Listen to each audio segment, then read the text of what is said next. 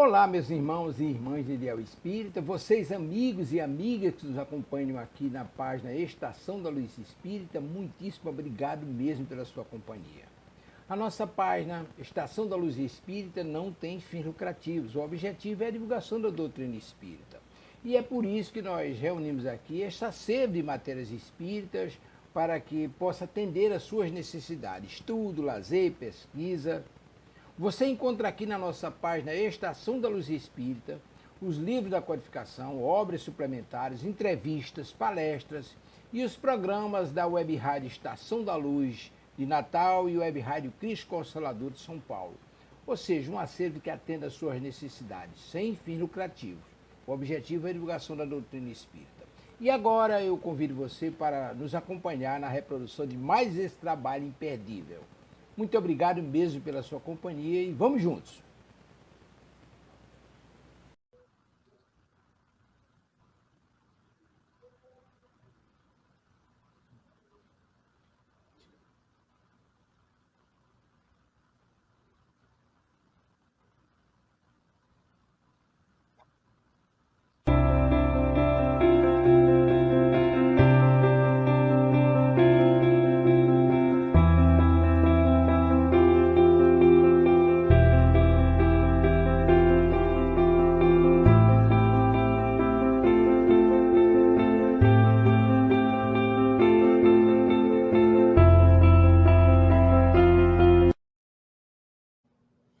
Olá, iniciamos mais uma edição do programa Espiritismo e Educação pela Web Rádio Estação da Luz, desejando a você que nos acompanha as bênçãos de paz e amor do nosso Mestre Jesus. Seja bem-vindo, seja também bem-vinda. Participando conosco, como sempre, formando aqui a dupla, nosso Ronaldo Gomes, com a sua saudação. Muita paz, saúde a todos, sejam todos bem-vindos. Gratidão mais uma vez por estarmos aqui. Que Jesus nos abençoe no dia de hoje. Muito bem. Você pode participar do Espiritismo e Educação pelos canais de comunicação aqui da Estação da Luz. Olha aí, ligue agora e faça a sua pergunta.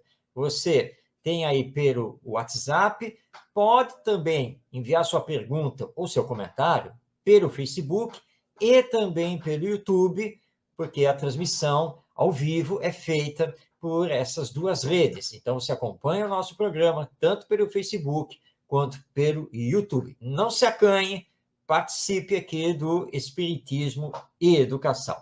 Hoje, nós vamos conversar sobre a Era do Espírito e Educação. Para quem já nos acompanha, está acostumado, já conhece a dinâmica do programa, mas se você está vindo aí pela primeira vez, o programa é feito em dois blocos bem distintos.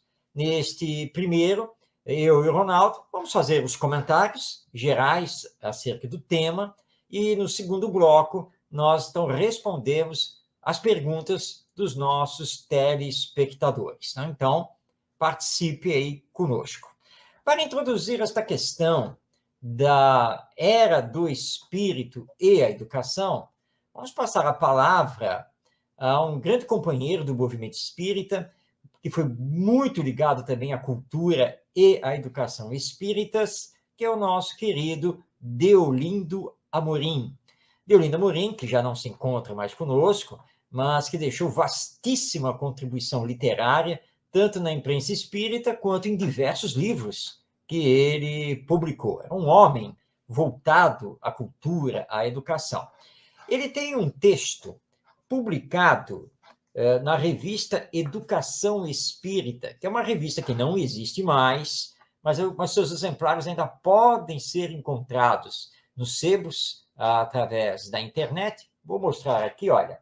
Esse aqui é o exemplar da edição número 2 da revista Educação Espírita, que tinha à frente o Herculano Pires, publicação aqui da Edicel. Bom, neste número, o nosso Deolindo Amorim, ele publicou o texto Concepção Espírita de Educação. E eu vou ler aqui apenas um trecho, onde ele justamente fala para nós o que é a educação na visão do Espiritismo.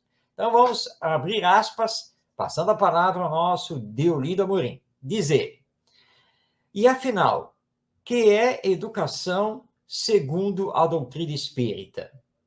Não é apenas instruir, não é simplesmente incutir hábitos externos, é transformar o homem, dando-lhe uma concepção de vida fundamentada na supremacia do espírito e dos valores morais.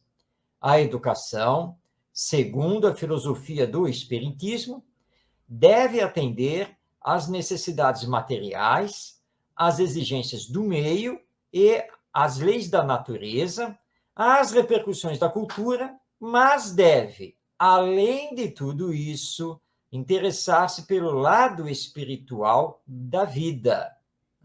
E ele continua: o espírito... vou ler um pouquinho antes. Há também um outro fator muitíssimo importante e, às vezes, decisivo: a reencarnação. O espírito precisa encontrar condições favoráveis à sua missão ou à sua prova. A educação, embora planejada pelas técnicas e pelos sistemas pedagógicos, cujo valor não se pode negar, não pode deixar, todavia, de proporcionar liberdade ao espírito, a fim de escolher o seu campo de ação. E, finalizando, diz o Deolindo Amorim: a educação, segundo a doutrina espírita, é finalista, porque visa a um fim. E se assim não fosse, naturalmente não teria sentido prático e cairia no formalismo. Mas o fim da educação, em termos espíritas, não é simplesmente imediato ou profissional. O fim, neste caso, é abranger o homem real em sua totalidade, isto é, corpo e espírito, tendo em vista a vida atual e a vida futura. Fechando aspas, então essas são as palavras do nosso querido Deolindo Amorim, nesse seu texto, Concepção Espírita de Educação.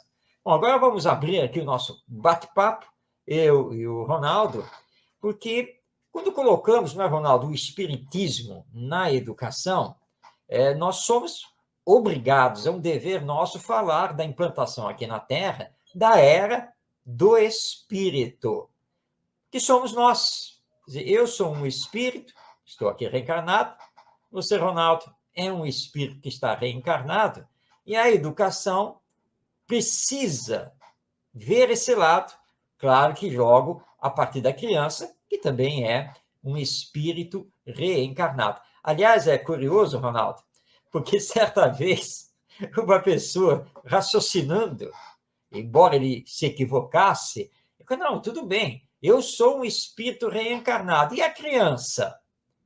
Ué, mas a criança também. Por quê? Será que depois que passa o período infantil é que eu me torno espírito? Não, eu sou espírito desde o meu nascimento, ou melhor dizendo, o meu renascimento. Agora, Ronaldo, o que chama muita atenção aqui do Deolindo Amorim, além dele falar, claro, dessa questão da nossa realidade espiritual e da reencarnação, ele deixa muito claro aqui a necessidade de trabalhar na educação os valores morais para termos a era do espírito. Vamos conversar sobre isso, Ronaldo?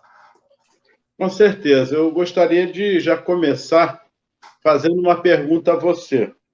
Sim. Vamos lá. Porque pergunta difícil, eu sei que você adora pergunta difícil, eu já não gosto. Eu gosto mais fáceis. Da fácil, mais fácil ainda. Mas vamos lá. Podemos afirmar, dentro de um ponto de vista da era do Espírito, que essa era do Espírito se principiou com a vida do Cristo, como mestre que ele coloca, mestre sim eu sou, e toda a sua vida traçando esse aspecto da era do Espírito com a humanização? Bem colocado, Ronaldo. As pessoas precisam ter em mente que a lei de evolução é um processo. E a lei divina não dá saltos, nós sabemos disso, né? Porque justamente é um processo. É que nós somos imediatistas, não? Nós queremos, não é para amanhã, não, nós queremos para ontem. E aí nós não entendemos esse processo que é histórico, é social, é moral, é espiritual e que requer tempo. Só que para nós é o seguinte, não, isso aí só vai poder ser feito ano que vem. E ano que vem para nós, né, Ronaldo? Nossa, mas está muito longe, mas só ano que vem? E olha, só que a lei divina olha o tempo de uma forma muito diferente. Então, de fato, quando teve início, efetivamente, a implantação, o processo de termos a era do Espírito? Bom, alguns vão situar esse início lá em 1857, com o surgimento do Espiritismo. Não estão errados, porque o Espiritismo faz parte desse contexto.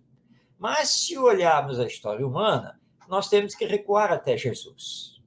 Porque até então, embora nós, seres humanos, espíritos reencarnados, tivéssemos, porque sempre tivemos, uma ligação com a questão da vida espiritual, através das mitologias, as mais diversas das chamadas civilizações antigas, mas não havia uma compreensão exata dessa realidade espiritual, que era lá misturada com essa mitologia meio humana, meio divina.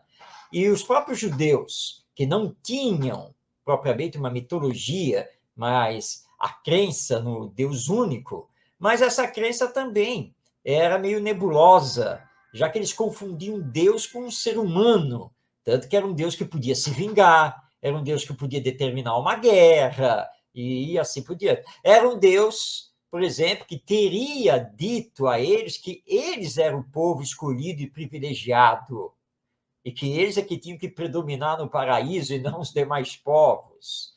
Então, tudo era meio confuso. E aí vem Jesus. Jesus não veio aqui para derrubar essas mitologias, essas crenças, nada disso. Mas ele veio trazer para nós um componente que nós não tínhamos, que era a lei de amor. E a visão do Deus como Pai. Porque é interessante se nós pegarmos lá o Evangelho, né, o Novo Testamento, e lermos os Evangelhos de Mateus, Marcos, Lucas e João, nós vamos ver que naquelas narrativas, Jesus raramente chamava a Deus de Senhor. Normalmente ele designava a Deus como o Pai que me enviou, porque eu retornarei ao Pai, porque eu e o Pai. Então, porque ele queria colocar isso, olha, a lei que vibra no universo e que automaticamente nos rege é a lei de amor. Tá? E aí, para afirmar a questão do espírito, e ele foi muito claro quanto a isso, né? Quando ele diz lá a Nicodemos, olha, o espírito, você não sabe de onde ele vem, tá? A matéria você sabe, porque o seu corpo sai do ventre da sua mãe. Mas o espírito, você não sabe. Mas o que é da matéria é da matéria. O que é do espírito é do espírito. Para deixar muito claro, mas muito claro mesmo, ele leva os principais discípulos com ele lá no Monte Tabor, e ali ele se transfigura, que nós espíritas, né, reconhecemos como sendo a emancipação da alma, e ele conversa com dois espíritos materializados, Moisés e Elias. Essa transfiguração, você não tem como questionar. Quando ela termina, os discípulos chegam a Jesus, mas Senhor, estamos confusos. Diz a Escritura que antes o Messias vir, e o Senhor tem se anunciado como o Messias, o profeta Elias tinha que vir primeiro para anunciá-lo. Ora, nós acabamos de ver o profeta Elias conversando com o Senhor em espírito. Então ele não veio. E se ele não veio, então o Senhor não pode ser o Messias. O raciocínio estava correto, né? Corretíssimo, é isso mesmo. Jesus olha para eles, estão lá na Pedro, né, João e Tiago. E ele diz assim, mas acontece que Elias já veio e vocês não o reconheceram e fizeram dele o que quiseram. E aí os três raciocinaram, bom, ele só pode estar falando de uma pessoa, de um personagem, que é João Batista, porque João Batista anunciou a vinda do Cristo. E lembra, lá no Rio Jordão, quando João faz o batismo, ele anuncia que Jesus era o enviado e que ele ia se calar porque começava a missão do Messias. Então, João era Elias, a reencarnação. Ronaldo, não tem como ficar mais claro toda a questão do amar-vos uns aos outros, de amor, e a nossa realidade espiritual. Então, nós podemos dizer que a era do Espírito ela tem início lá com Jesus. Perfeito.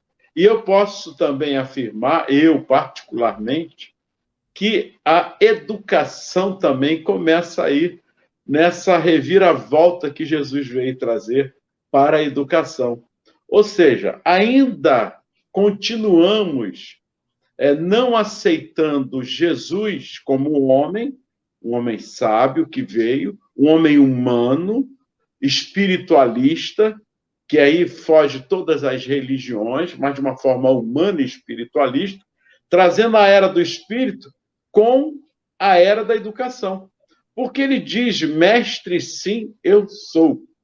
E toda a vida dele foi pautada em didática. Não usava essa palavra ainda, mas foi uma didática imensa.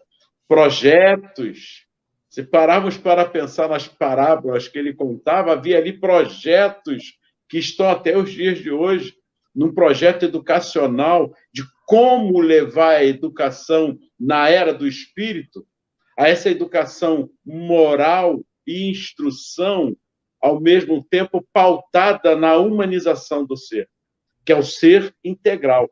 Então, Jesus é esse divisor de águas, que você retratou bem aí, sobre o aspecto de como era antes de Jesus, o Deus vingativo, o Deus dos exércitos, e Jesus trazendo esse aspecto do Pai maior, do Pai todo amor, como um processo de educação que há mais de 2000 anos estamos nessa luta do espírito, da matéria, aceitando ou não, mas teimando tão somente no tecnicismo, na instrução pura e simplesmente esquecendo dos valores humanos e valores. Eu não estou aqui dizendo que já não há essas coisas, já não havia.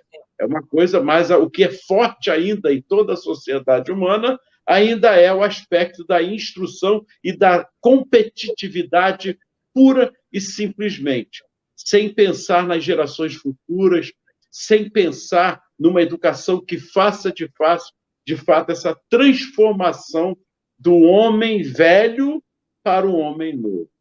É verdade, Ronaldo. Jesus é o divisor de águas no campo da educação, por ser o mestre, né, o mestre divino. A educação já existia, sim, claro que ela já existia. E ela teve um grande avanço, principalmente na Grécia Antiga, a partir de Atenas, com os filósofos, o surgimento da figura do pedagogo.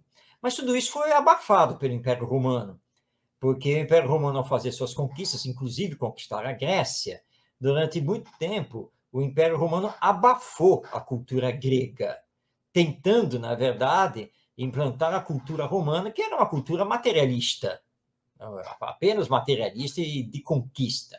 Se nós olharmos o judaísmo daquela época, né, quando vamos ter Jesus, nós vamos ver que o sistema educacional judeu era um sistema exclusivamente religioso. Nada mais do que isso. Estudava-se a Torá, que eram as escrituras sagradas, que nós conhecemos aqui no Ocidente como sendo o Velho Testamento, e as interpretações que eram feitas em torno disso. Então, o estudante judeu, né, a criança e o jovem judeu, eles só estudavam isso. E nada mais do que isso.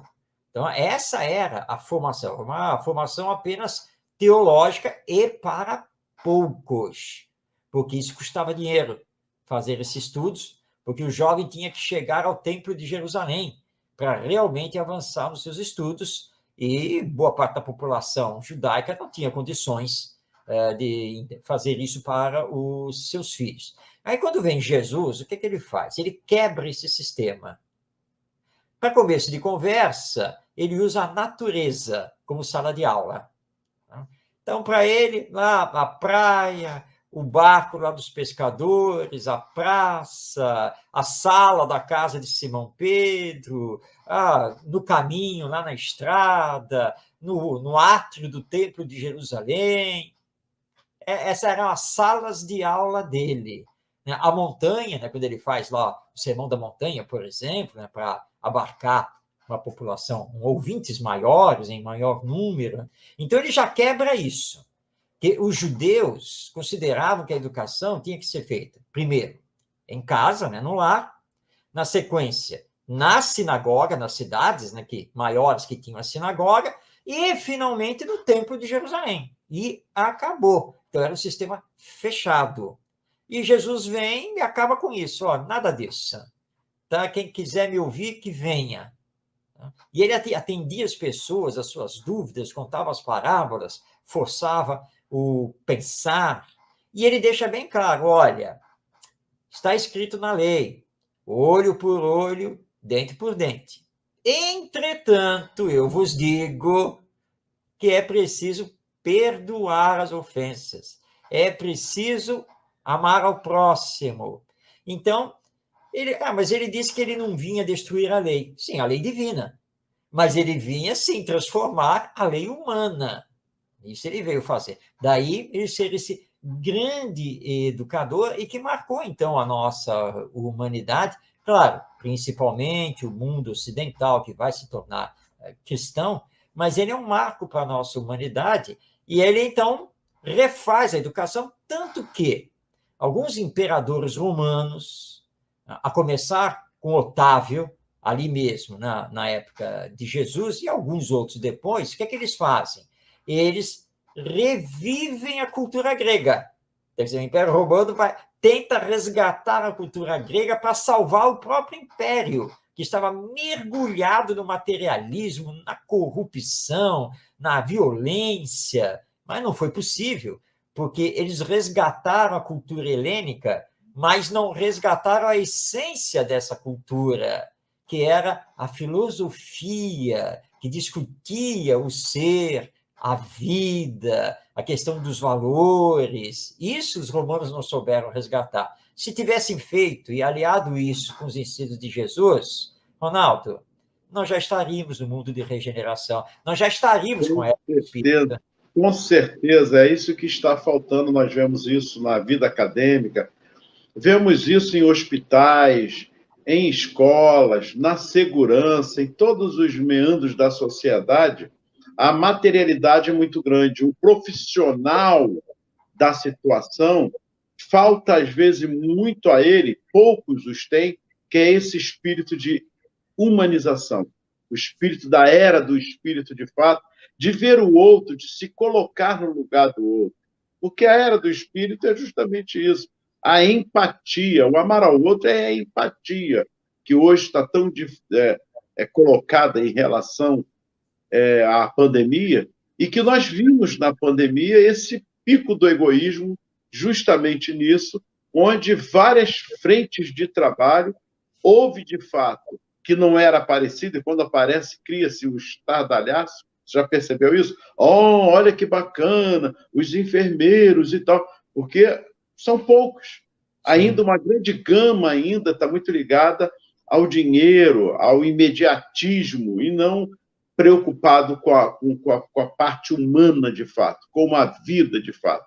Nós vemos isso também, a fome que campeia, o desemprego campeando por aí, uma sociedade ainda escravista, que ainda é preconceituosa em todos os seus aspectos, que só vai realmente, de fato, mudar quando a era do espírito, que já estamos agora num outro parecer, com o advento do espiritismo, não sei se você concorda, mas com o advento do espiritismo vem todo esse processo agora em 2021 para 2022, esse reaprendizado que nós temos de ter. Nós estamos vendo aí crianças que estão renascendo com uma inteligência ímpar. E moralmente também, que eu já estou percebendo isso. Falando da vida, tem uma propaganda agora que nós vemos aí com a Montenegro, a Fernanda Montenegro, não sei se você já viu, com aquela criança que realmente ela é aquilo que está ali, e ela faz as observações. Humano, humanização, a vida. Então, nós estamos vendo aí a era do espírito hoje, então, muito mais presente do que possamos imaginar. ou não, Marcos? Sim, Ronaldo. E o Espiritismo veio, então, alavancar esse processo da era do Espírito. Porque o Espiritismo, ele, com bases científicas, filosóficas e consequências religiosas ou morais, o Espiritismo explica. Quer dizer, o Espiritismo realmente mostra, mal, o Espírito é isto, a reencarnação é isto, a lei divina funciona desta maneira. E como o Deolindo Morim coloca aqui no seu texto, a educação, na visão do Espiritismo, é uma educação finalista. Ela tem um fim, que é corrigir no espírito as suas más tendências, desenvolver nesse espírito o seu potencial divino, e aí a gente entra no campo dos valores morais e das virtudes, para levá-lo à perfeição, que é o seu destino maior. E como Allan Kardec muito bem já havia colocado lá no Livro dos Espíritos, isso combate na raiz o materialismo, o egoísmo e o orgulho. Alguém vai pensar aí, poxa, mas se a era do Espírito teve início lá com Jesus, passou o tempo, vem o Espiritismo, né, para levar esse processo para frente. Mas nós estamos vendo a atualidade, como você bem descreveu, Ronaldo, e está campeando aí o egoísmo, falta de humanização, né? Então, o que está acontecendo? O processo não está acontecendo? Qual é o problema? E quando que nós vamos superar isso? Mas vamos lembrar essa palavra de novo: processo, que depende de nós. Não é simplesmente a vontade de Deus. A lei divina vai funcionando, mas nós temos livre-arbítrio. E tudo depende das decisões que tomamos, dos caminhos que resolvemos trilhar. Agora, nós espíritas temos que continuar perseverantemente esse nosso trabalho de divulgação da alma imortal, da reencarnação, mostrando que não somos apenas a matéria, o corpo biológico, e que a educação precisa ser transformada, ela precisa ser modificada. Ela não pode mais manter esse ciclo de materialismo, egoísmo, orgulho, indiferença, que é o que nós estamos vendo na atualidade. Quando vamos vencer isso? O tempo dirá. Nós podemos acelerar ou não esse processo. Agora só depende de nós, mas com certeza o Espiritismo veio fazer a sua parte para essa transformação moral de nós, os seres humanos, os espíritos reencarnados e a humanidade. E onde todas as religiões que continuarem estarão contribuindo para esta educação da era do Espírito. Isso é que preciso deixar claro. As religiões não vão acabar de religiões que não tiverem dentro da proposta divina. As que estão dentro da proposta divina estarão seguindo também a sua transformação com a era do Espírito. Isso é preciso deixar claro. Porque não é um privilégio do Espiritismo. O Espiritismo, como ciência, ela veio para que todas as religiões a abracem na visão espiritualista de fato, no processo do Espírito Eterno e da reencarnação. Pensemos nisso. Vamos analisar. Sem dúvida. É por aí mesmo, Ronaldo, você colocou muito bem. É porque, embora nós sejamos espíritas, este aqui é um programa espírita, mas nós espíritas jamais poderemos defender essa ideia da predominância do espiritismo sobre as demais religiões e filosofias. O futuro deve nos reservar um encontro, né? O encontro com a verdade. As religiões e filosofias que estiverem, de fato, baseadas na lei divina, que venham defendendo a espiritualidade dos homens, elas vão continuar e vão se encontrar, claro, com a verdade. Por isso que Kardec já rejeitava, quando alguém falava lá, não, o futuro das religiões é o espiritismo. E ele rebatia nas páginas da Revista Espírita, não, o futuro das religiões é a verdade.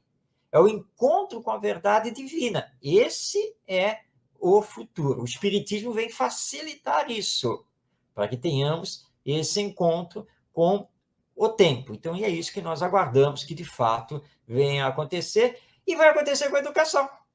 A educação será um encontro com a verdade da alma imortal, reencarnada, destinada à perfeição, e que precisa se trabalhar para desenvolver as suas virtudes, para se humanizar e se espiritualizar. Esse é o caminho. Como ser imortal e ser integral. Exato. Marcos, podemos iniciar nossas perguntas? Opa, podemos sim. Vamos passar aí a palavra aos telespectadores. Já temos perguntas, vamos a ela. A elas, perdão. Então, vamos. Nossa técnica aí. Estamos trazendo as perguntas as mais difíceis para o Marcos. Se tiver alguma fácil, eu até posso responder. Depois nós vamos ter uma conversa pós-programa, viu, Ronaldo, sobre essa questão, viu, Ronaldo? Sim, sem problema. Viu? Estamos aqui para isso. Mas já temos perguntas, vamos a ela, então. Olha aí. Luana Silva, Florianópolis. Marcos, qual é a importância do período da infância para o espírito reencarnado? Excelente pergunta. Sem dúvida. Luana, importância total, máxima, essencial, porque quando o espírito inicia o seu projeto reencarnatório, ele já começa a ligação com os futuros pais, com a sua futura família. Então, na verdade, ele já é influenciável através do pensamento e das orações, já no processo da gestação. Mas vamos pegar agora ele já reencarnado. Nasceu. Aí está ele, aqui nos braços dos pais, iniciando esta jornada. Então, você pergunta qual é a importância do período infantil. É muito importante, porque, observe, no período infantil, o espírito não tem o controle do corpo. Tanto que ele precisa dos pais para trocar as fraldas, para tomar banho, para lavar, para se alimentar. Ele é totalmente dependente dos adultos nessa primeira fase. Ele só começa a controlar o corpo pouco a pouco. E mesmo assim, ele vai levar um bom tempo até se tornar, de fato, independente, senhor de si. Bem, por que isso acontece? Porque Deus, na sua sabedoria, ele criou o período da infância para que, assim, o espírito pudesse ser influenciado pelos encarregados da sua educação, e que são prioritariamente os pais e demais familiares que participam desse processo, como, por exemplo, os avós. E é justamente nesse período da infância que os pais precisam detectar as tendências de caráter que o espírito, agora filho, está trazendo. Porque detectando, pode-se, pela educação, corrigir as más tendências. Ou, porque isso também faz parte da educação, reforçá-las. Então, os pais têm que tomar muito cuidado com o que estão fazendo com os seus filhos nesse período da infância. É o grande período da educação do espírito. Mas, infelizmente, nós temos visto algumas cenas de educação às avessas, né? A educação ao contrário. Então, os pais observam que o filho tem uma tendência de puxar o rabo do gato, tem uma tendência de despedaçar brinquedo, jogar as coisas em cima dos outros, atropelar o irmão, o primo.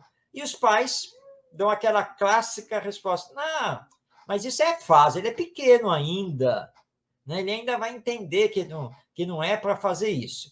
E não fazem a correção, quando, na verdade, o espírito está mostrando más tendências, ele está trazendo isso, e precisa ser corrigido. Agora, se ele está trazendo coisas boas, obviamente que isso, pela educação, precisa ser reforçado, precisa ser estimulado. Então, o período infantil é muito importante, porque é quando ele vai adquirir bons hábitos, ou vai manter os maus hábitos, ou até mesmo adquirir maus hábitos, que depois se torna cada vez mais difícil você educar, ou melhor dizendo, reeducar. Vou até utilizar aqui o próprio Ronaldo, que uma vez o Ronaldo, se referindo a nós adultos, e estava fazendo justamente essa colocação. Educar é uma coisa muito mais fácil lá na infância. Agora, reeducar o burro velho, espírito adulto, que além dos maus hábitos que já trouxe, ainda adquiriu outros por falha da educação que lhe foi promovida, é possível. Reeducação sempre será possível, mas vai ser bastante complicado, vai levar muito tempo e, para muitos, vai ter que entrar o instrumento pedagógico da dor. Mas os pais podem evitar isso se bem trabalharem com seus filhos, então, principalmente nesse período da infância. Então, é primordial. Bem colocado, mas o importante é incentivar as coisas boas, porque as coisas boas acabam apagando as coisas ruins, essas tendências ruins, que vai educando. O fato de você estimular essas tendências boas vai apagando, de fato, vai corrigindo automaticamente esse aspecto, ou seja, a correção. Isso, muito bem, meu filho, esse estímulo, né? O elogio, de fato, que ele acabou acertando. Puxa, ontem você fez assim, hoje você já está fazendo assim. Isso acaba dando uma ênfase maior para ele, estimulando a ele nas coisas boas que ele precisa também, nós precisamos. Próxima pergunta. Clarice Feitosa, Rio de Janeiro. No período em que o espírito está recém-nascido, como bebê, ele pode ser submetido ao processo de educação? Clarice, pode sim, claro. Bebê em relação ao corpo físico, mas é o espírito reencarnado. Claro, ele está sob a influência desse novo corpo, nesse novo período que é da infância, desse início, né, chamada primeira infância, mas ele é um espírito. Tá? Ele é um espírito, e se você conversar com ele, ele vai entender. Ele sofre essa influência, sim. E lembrando que, como ele dorme muito mais, né, todo mundo sabe, né, que nesse período de bebê, ele tem uma tendência a ter mais sono, a dormir mais.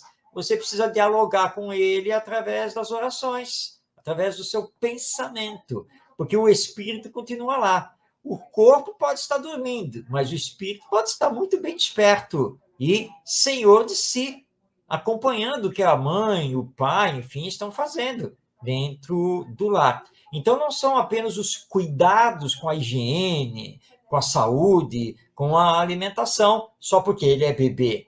É também com a educação. E vai mostrando a ele, né, as coisas, como é que é e tal, e vai falando, já vai explicando que pode isso, não pode aquilo, que você vai ajudar. Ah, você está querendo colo agora, então vem para o colo. Tá? E ele tem que receber cargas afetivas, isso é muito importante. Então, você tem que transcender essa visão do corpo, do período. Ah, mas ele ainda é bebê. É bebê a nível orgânico, mas não a nível espiritual.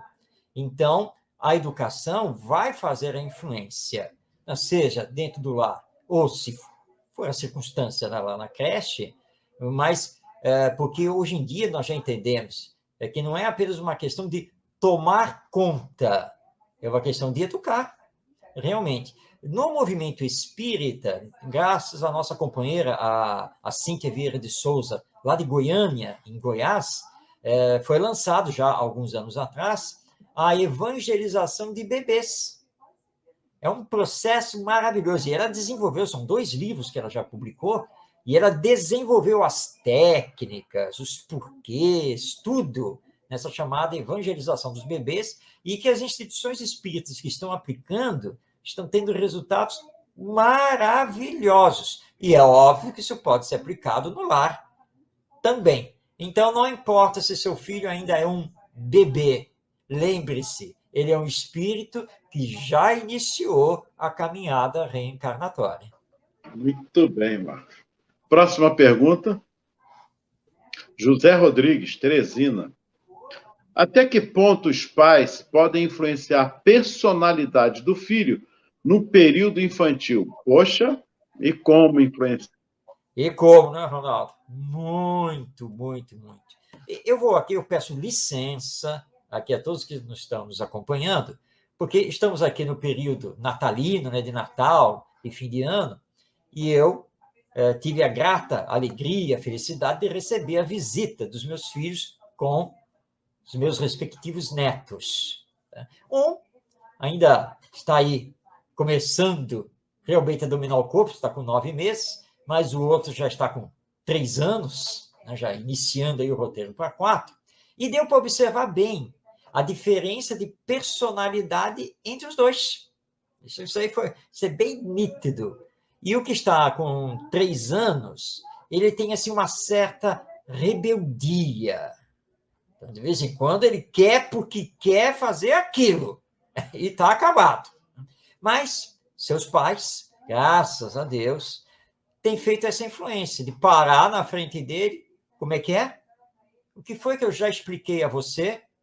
Que não é assim. E ele começa a ficar irritado e quer impor ainda mais, não, o que ele deseja. Mas os dois são muito firmes. Olha só, você não está em casa, você está na casa do seu avô. Então, se você jogar o brinquedo para debaixo do sofá, vai ficar debaixo do sofá. Certo? Porque nós não estamos em casa. E o seu avô não tem obrigação nenhuma de ter aqui que se abaixar, né, empurrar sofá, não sei o quê, para pegar o brinquedo que você vai jogar. Jogou, porque quis jogar ele debaixo do sofá. Estamos entendidos? E não adianta... não levanta a voz. Não levanta a voz. Tá? Vamos brincar com isso? Quem agora no começo, ele adora maçã. Mas cismou que não queria maçã. Cismou. Aí a mãe, muito firme, falou: olha só, meu filho, olha só. Você pode escolher, tá? Porque tem várias frutas aqui na casa do seu avô e da sua avó. Então, eu vou te dar as opções. Maçã, maçã ou maçã? O que você quer? Aí ele ficou meio assim. Claro que nós tínhamos outras frutas, né? Mas ela falou: que história é essa agora de querer escolher o que você quer, que não quer isso, que não quer aquilo? Não é maçã que você gosta? Então agora está na hora da maçã e é a maçã que você vai comer. E aí ele, né?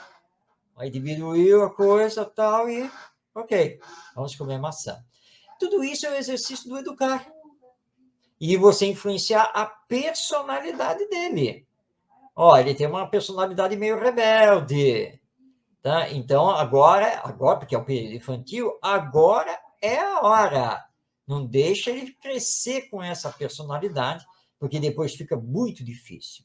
Agora, os pais não educam, não corrigem essa personalidade apenas com essas atitudes, mas também e principalmente com os bons exemplos. Porque imagine ele, né, o pai corrigindo, né, lá o filho e tal, aí vem a mãe, então vocês começam a conversar, conversando sobre algum assunto que precisam decidir, e ela então fala então para o esposo: mas você é muito teimoso, assim não é possível. E o garoto, ele está na sala, ele está assistindo. O papai, então, vamos nos colocar no lugar dessa criança. Papai me corrigiu, disse que o que prevalece não são as minhas vontades, que eu tenho que ter mais calma, que eu tenho que saber obedecer. Mas a mamãe acaba de falar que o papai é um tremendo teimoso, cabeça dura, orgulhoso, que não quer abrir mão das coisas. Ora, olhando para o pai e vendo como o pai age, isso é mais forte para a criança do que todo o sermão realizado. Então, os pais têm que tomar cuidado com os exemplos que estão dando na frente dos seus filhos, porque tanto palavras quanto exemplos é que no campo da educação podem, então, influenciar a personalidade do filho para o bem ou para o mal. Então, precisa sempre meditar sobre isso. Com certeza, Marcos, é isso mesmo. Próxima pergunta. Vamos a ela. Kátia Veras. Devemos o mais cedo possível colocar os filhos na escola? Ou a vivência na família deve ser prioridade nos primeiros anos? Depende. Kátia, não dá para responder sim ou não. Na verdade, nós temos que colocar uma outra palavra aqui. Depende. Depende porque nós temos que entender as circunstâncias atuais da existência humana. Claro que se a família, se os pais puderem manter os filhos mais tempo no convívio humano do lar, seria preferível. Mas nós criamos as creches justamente para amparar aqueles pais que, por necessidade econômica, né, a necessidade de prover a própria família, precisam trabalhar. E nem sempre têm os avós disponíveis para cuidar dos netos. Então, essa é uma situação que requer o auxílio, o concurso da creche. Agora, que os pais utilizem a creche sempre com esse intuito de ser, então, aquela instituição educacional que vai dar um suporte. E não ter os filhos para logo ficar... Não, assim que fizer 6 meses, já põe lá na creche. Mas se você pode cuidar do seu filho, por que você está colocando ele na creche? Então, o Espiritismo é muito claro. O lar é a primeira escola. A família é muito importante e os pais são os grandes educadores desses espíritos que reencarnam. Então, que se tente, sim, colocar o lar, a família, como prioridade para cuidar da criança nos seus primeiros anos, utilizando, então, a creche naquelas situações em que realmente é necessário. Agora, que os nossos educadores que trabalham em creches entendam que antigamente as creches faziam parte da área do serviço social dos governos, mas já de muitos anos que as creches passaram para a Secretaria de Educação. Elas fazem parte do sistema educacional. Creche não existe apenas para tomar conta dos filhos dos outros. Creche também faz parte da educação infantil. Então, os educadores têm que ter essa consciência. E os pais que precisam da creche, então, que nos momentos em família, que privilegiem esse, né? Deem prioridade, então, a esses momentos de estarem com os filhos. Vamos aqui dar um exemplo, que é um exemplo clássico, né? De que você tem que trabalhar e você entra às 8 da manhã no seu emprego e só sai às 6 da tarde, por exemplo, ou 5 da tarde. Muito bem, você vai precisar do suporte da creche. Então, por exemplo, você vai dar entrada com o seu filho na creche às 7 da manhã, para que você possa se deslocar para o seu emprego e lá estar às 8 horas. Tudo bem. Bom, você sai às 5 da tarde do emprego. O que você tem que fazer antes de mais nada? Não, passar do supermercado. Não. Você vai direto para a creche, pegar o seu filho, porque é o seu filho. Agora, você tem que, na sequência, ir para o supermercado, aí você vai com o seu filho. Mas ele vai atrapalhar? Filho não atrapalha. Nunca, jamais. Põe ele lá no carrinho, e não o esqueça no carrinho, por favor, né? E passeie com ele no supermercado, mostre as coisas para ele, deixe ele participar, que para ele, claro, ele estará no nível ali de brincadeira, do lúdico, mas você estará convivendo com ele, até chegar em casa, brincar, e brincar é muito importante nessa fase para o desenvolvimento da criança, até chegar a hora do dormir. Aí, no dia seguinte, volta-se esse roteiro, até que você tenha o fim de semana mais livre. Infelizmente, Ronaldo, tem muitos pais que, quando chega o fim de semana, com essa rotina, aí despejam, literalmente falando, os seus filhos na casa dos avós, que é pelo menos para ter um pouco de liberdade, pelo menos no sábado e domingo. Mas estão desperdiçando os maiores momentos educacionais e de convivência com os seus filhos. O fim de semana. Já que durante a semana de segunda a sexta, você vê o seu filho logo de manhãzinha e depois só no final da tarde. Então, muito cuidado com esse jogar os filhos para os avós no fim de semana. Claro que quando há uma festa, há algo realmente que você não pode levar o seu filho, que ainda é muito criança, você vai utilizar o suporte, o auxílio dos avós. Isso é natural. Mas é vez ou outra, e não sempre, como muitas vezes nós vemos. Então, nós não temos condenação nenhuma em relação à creche, mas os pais precisam, então, saber trabalhar com isso. E, sendo necessário, sim, utilizar o suporte da creche. Com certeza. Próxima pergunta. Kátia Veras, Recife. Devemos o mais cedo possível. Não, isso já foi, né? Isso já foi. Isso já foi. É a próxima. Pronto. A próxima pergunta. Essa já foi. Apesar, Marcos, porque a necessidade faz o momento. Realmente, a creche hoje em dia, e você colocou bem, ela já está quase dentro da era do espírito, né? Porque já está no processo de educação que já vem desde o berço. Olha só que interessante. É verdade. Sem dúvida. Cíntia Soares, Natal. Devemos dialogar ou repreender a criança? Cíntia, devemos fazer as duas coisas. Há momentos em que você tem que dialogar. Aliás, dialogar sempre. Mas existem momentos que, mesmo através do diálogo, você precisa repreender. Você não vai ficar assistindo seu filho fazer ali o que bem entende. Por exemplo, quebrar todos os enfeites que tem lá na estante, sem fazer uma repreensão. Você precisa dialogar para mostrar que os enfeites não são brinquedos e que você já tinha falado, por favor, né, que não era para brincar com aquilo, quebrava, tal. Mas mesmo assim ele foi lá, mexeu e quebrou. Agora é a hora da repreensão. Agora, repreensão não é castigo. Muitos pais confundem uma coisa com a outra. Quer dizer, você vai sentar com ele para repreender. O que foi que a mamãe já tinha conversado com você? Olha só o que aconteceu. Você quebrou o enfeite. E agora? E eu tinha dito que isso aqui não era para pegar, que isso aqui não era um brinquedo, que isso aqui era feito de um material que quebra. Tá vendo?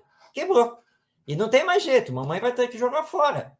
Mas isso é certo? Então você está fazendo uma repreensão e explicando o porquê. Isso é importante. Agora, uma outra cena é você olhar, ver que seu filho quebrou o enfeite que estava lá na estante, dar uns tapas nele e jogar ele lá para o quarto de castigo. E vai ficar no escuro, tá? Que é para aprender. Não, você não está educando. Você não está exercendo a educação.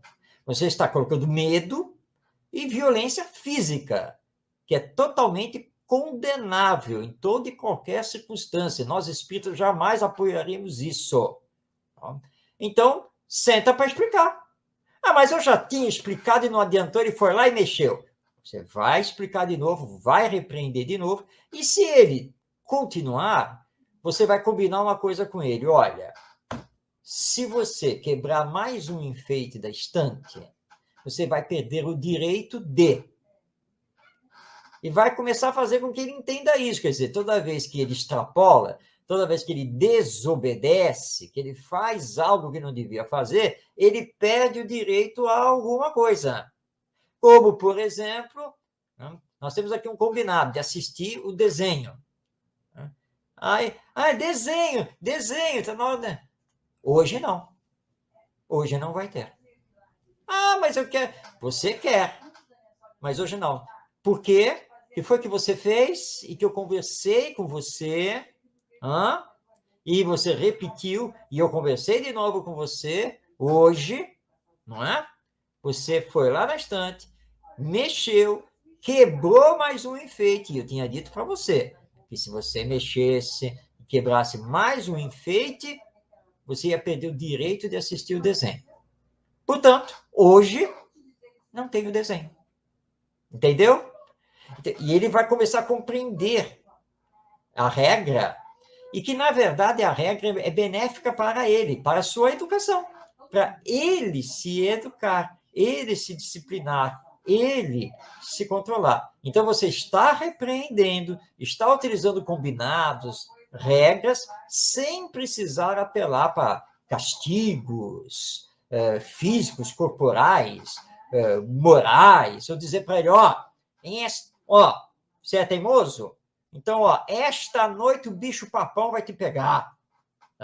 Gente, isso não educa a criança. Tá dando medo nela, criando trauma lá com ela, e daqui a pouco a criança só dorme se a luz estiver acesa, independente do que esteja acontecendo. Né? Então, cuidado com o que nós estamos fazendo com os nossos filhos. Então, o diálogo, sempre, mas a repreensão, quando necessário. E na hora. Não deixa para depois, nada de adiar. Quando seu pai chegar, eu vou falar com ele e você vai ver, tá? Quando seu pai chegar. Não se deve fazer isso. Primeiro, você está transferindo a sua autoridade moral e jogando nas costas do outro a educação e a repreensão. E segundo, quando chegar de noite, não vai ter valor para ele, porque o que aconteceu lá de manhã, de noite, para a criança, já perdeu o valor, perdeu o significado. Então, é na hora que você tem que agir. Então, o diálogo está sempre existindo. Para elogiar quando tem que elogiar e para repreender quando tem que repreender. E lembrando, né, que muitos espíritos ainda são rebeldes. E como são rebeldes, vão precisar sempre de muito diálogo, de várias repreensões, de repetições delas, até que ele consiga absorver e aprender. Hoje, que todos estão aqui assistindo, estão vendo, por exemplo, o nosso Ronaldo Gomes, o educador, pedagogo, psicopedagogo, espírita, enfim, nessa mansuetude, nessa paz, nesse conhecimento. Mas é que vocês estão conhecendo o Ronaldo hoje. Vocês não conheceram o Ronaldo de 40 anos atrás. Eu não vou recuar mais do que isso, tá, Ronaldo? Fica preocupado com a sua idade, não, tá? Eu estou aqui brincando, dando como exemplo, mas isso é processo, né? Então, tantas vezes você tiver que fazer os combinados, tiver que repreender, né, terá que fazer. É sempre assim. E a educação é justamente isso. Todos nós estamos nesse processo. Aliás, porque nossos pais, não como falha, mas as nossas corrigendas, elas se perpetuam ao longo do tempo. E com muitas encarnações. É isso que não podemos esquecer. Sem dúvida. E é sempre lembrar, né, Ronaldo? Não é numa encarnação que você se torna santo, espírito perfeito, virtuoso, que, aliás, isso é impossível dentro do contexto da lei de evolução. Então, se eu falhei nas encarnações passadas, dificilmente eu vou acertar tudo nesta. Não tem como. Então, os pais precisam se dotar de muita paciência e muita perseverança com os seus filhos, até que eles consigam acertar o passo na senda divina e seguir o caminho do bem e do amor, tanto quanto nós que somos pais, agora avós, ainda estamos nesse processo, né? Estamos nós trabalhando ainda para tentar dar os melhores exemplos agora para os nossos netos. Isso. Então, é um processo. Aprendendo com eles e com os netos, né? Com os filhos e com os netos. E com os netos.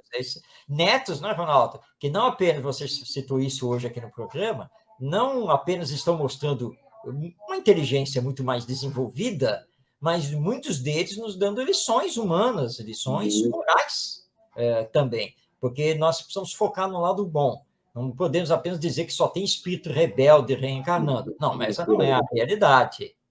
Tá? Então, nós estamos, por isso somos eternos aprendizes, né? Nós estamos lá aprendendo com eles também. Né? Bom, Marcos, chegamos ao nosso final, pelo tempo, muito rápido, e que possamos, na semana que vem, estarmos aqui mais uma vez juntos. Gratidão a todos pelo carinho, pela atenção, ao Tavares, a todos vocês, ao Marcos, e estaremos aqui, com a graça de Deus, que Jesus os abençoe e tenhamos um ano novo aí com muita paz e saúde, agradecendo a Deus e a Jesus sempre por tudo. E façamos o nosso dever de casa. Nós não temos obrigação nenhuma e o dever nenhum de mudar ninguém. A transformação é nossa, ela é pessoal, ela é individual. Que façamos nós a nossa parte e que, através dos exemplos, possamos nós criarmos em nós mesmos as corrigendas e ver o outro como nós mesmos, com empatia. Muita paz, que Jesus os abençoe e gratidão a todos pelo carinho. É isso aí. Um grande abraço a todos. Teremos o nosso encontro agora somente em 2022, na primeira segunda-feira de janeiro, na semana que vem, e continuando o nosso Espiritismo e Educação. E lembrando que para implantar a era do Espírito na humanidade, isso só pode acontecer, como disse o Ronaldo, se nos melhorarmos. Se eu, individualmente, fizer o meu trabalho de autoconsciência, de autoeducação, porque se eu me melhorar, automaticamente eu influencio os outros para se melhorarem, e aí a humanidade se melhora. E com certeza, não é com o egoísmo, não é com o orgulho, não é com o materialismo, não é com a violência que nós vamos conseguir fazer isso, mas somente com a educação moral, a educação desse espírito integral, imortal e reencarnado. Que Jesus nos abençoe. Um grande abraço. Até a próxima segunda-feira, 8h30 da noite, aqui na Web Rádio Estação da Luz, com mais um Espiritismo e Educação.